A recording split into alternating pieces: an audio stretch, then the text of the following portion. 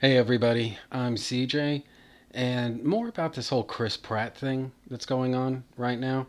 The long story, I guess, long story short, the TLDR of it is basically Chris Pratt is getting canceled for absolutely, positively no reason whatsoever. He seems to be a fairly devout Christian, and so based upon that, and honestly, a few other context free facts, people have assumed that he is a Republican or a Trump supporter of some kind. And based upon that, the SJWs in the room have launched a pretty intense effort to cancel him and basically drive him out of work. And not because of any kind of moral imperative that they do so, but more because SJWs are just horrible human beings. And we've seen this pattern over and over and over again in the past. What makes Chris Pratt's situation a little bit different, though, is the cavalry seems to be circling the wagons around him. And it's one thing for Mark Ruffalo to speak up, as he has. It's one thing for Mark Ruffalo to speak up and say, well, he's not overtly political. There's a lot of stuff here that you don't know about, blah, blah, blah. It's one thing for Ruffalo to do that, but it's been suspected by a lot of people for a very long time now that Robert Downey Jr. is also a Republican. He may have started out life and as a Democrat of some description or another, but at some point or another, he seems to have very quietly hitched his wagon to the Republican Party, at least some of the time under some circumstances. And so, for that reason, you don't really see Downey making political statements in public all that often. Or if he does, they tend to be very bland and ambiguous, wide open to interpretation. Nevertheless, he is, if there are any movie stars still in Hollywood, Downey is arguably one of them. And so, like I say, for Zoe Saldana to speak up for Chris Pratt, that's one thing. For James Gunn to do it, that's one thing. For Mark Ruffalo to do it, that's one thing. But for Robert Downey Jr. to do it, a celebrity or star of his caliber to speak up for Chris Pratt, well, now we're playing kind of a different kind of ball game. Because I mean, honestly, is Zoe Saldana really famous, or James Gunn? Is he really famous, or Mark Ruffalo? Is he really famous? But Robert Downey Jr., by any sane definition, he is really famous.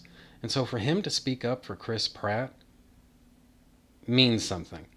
And also the way in which he's spoken up for Chris Pratt, that means something. His statement on Instagram says, "What a world. The sinless are casting stones at my brother, Chris Pratt, a real Christian who lives by principle, has never demonstrated anything but positivity and gratitude, and he just married into a family that makes space for civil discourse and, just plain fact, insists on service as the highest value. If you take issue with Chris, I've got a novel idea. Delete your own, or rather, delete your social media accounts, sit with your own defects of character, work on them, then celebrate your humanness." That's a pretty impressive defense of Chris Pratt. But start thinking about this, guys. Not the entire cast of the Avengers and the MCU, not the entire cast yet, but a lot of cast members have been coming out of the woodwork in defense of Chris Pratt. This is the first major pushback that I've seen cancel culture get. Once that cancel culture machine gets fired up, the target usually is isolated, he stands alone, and no defense is ever made because no defense is ever possible. That's not what we're seeing with Chris Pratt. Like I say, Zoe Saldana has spoken up in his defense. And you want to talk about somebody who has gotten abused over this. People have said things to her. I'm not even going to repeat some of the tweets that I've seen, but by now, hopefully, you've seen them or at least can find them easily. Some of the names that Zoe Saldana has been called for defending Chris Pratt, guys, nobody, zero, nobody should have to should have to live their lives that way. Zoe Saldana, the way it looks to me is she saw a friend and coworker suffering. She spoke up in that person's defense, and people called her all kinds of horrible, racist names. That, uh, I mean, it is never okay to say stuff like that to somebody, and yet people are saying it to her all the time. Mark Ruffalo, he's gotten. It was either Mark Ruffalo or James Gunn, I forget which, but I'm leaning towards Mark Ruffalo. Some crazy person actually sent them like a public death threat saying that something is going to happen in 7 days, and they made some implications about what that something is going to be, and I don't know what's so magical about 7 days, but like if somebody sends me a message like that, I'm getting in touch with law enforcement. I mean, this was made public. There's really no denying that this happened. But what we're seeing is actually a really amazing pushback against cancel culture because, like I say, usually once that cancel culture machine gets cranked up, that's it. And that is not what's happening here. There's actually a very real pushback against it.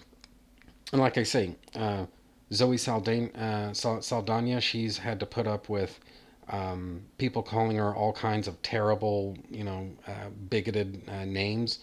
Um, and again, I can't remember, but I'm leaning towards Mark Ruffalo receiving at least one. It looked to me like a death threat, like somebody was threatening Mark Ruffalo's safety. I don't know. That's what I took from it. If somebody, like I say, if somebody sends me a message like that, I'm contacting law enforcement. And then throughout all this, even Downey hasn't gotten um, a completely free ride here. I mean, people have on his Instagram, people have sent him some kind of nasty little messages too, and no racist names or no death threats, at least that I've seen. Who knows? But I haven't actually seen that. But what we're seeing is people who are pushing back, and the thing is, it seems like it's working. This is the first major instance I've seen of cancel culture being pointed at somebody.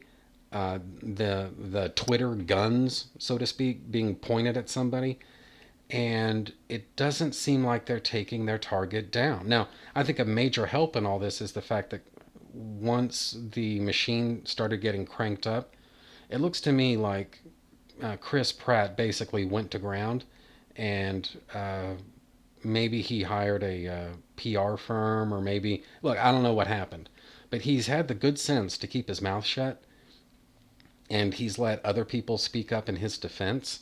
And speak up in his defense, they have. And it just makes me think, is this the way to win? Like the next time some celebrity gets accused of who knows what, is this the way to handle it? Where people just take turns circling the wagons around each other, like, hey, look, if the mob ever comes after you, I'm going to be one of the people who circle the wagons around you, but in return, if they ever come after me, you have to circle the wagons around. Like, is is that the way that this is going to work from now on, where it's almost like it's an online street gang where the only way you can get protection is to join some gang or another? Like, I don't know, but it makes you wonder the fact that Chris Pratt has not been canceled. No one's even talked about taking him off of this movie or that movie because he's involved in, that I can remember, at least two really big franchises. So he's got two really big things to lose, and so far it looks like nobody, exactly zero, nobody in a position to make that kind of decision. Nobody is actually talking about taking him off of those movies. And it just makes you think we may have actually stumbled on to the perfect way for at least famous people. I don't know about anyone else, but at least for famous people to defend themselves against the Twitter mob whenever they come a knocking. So I don't know. I'm not really sure what to make of all this, but I at least thought it was interesting. So I think that's pretty much that. Please comment, like, subscribe, and share. Doing those things really helps me out. Also, I'm on Twitter at Cole Loves Comics.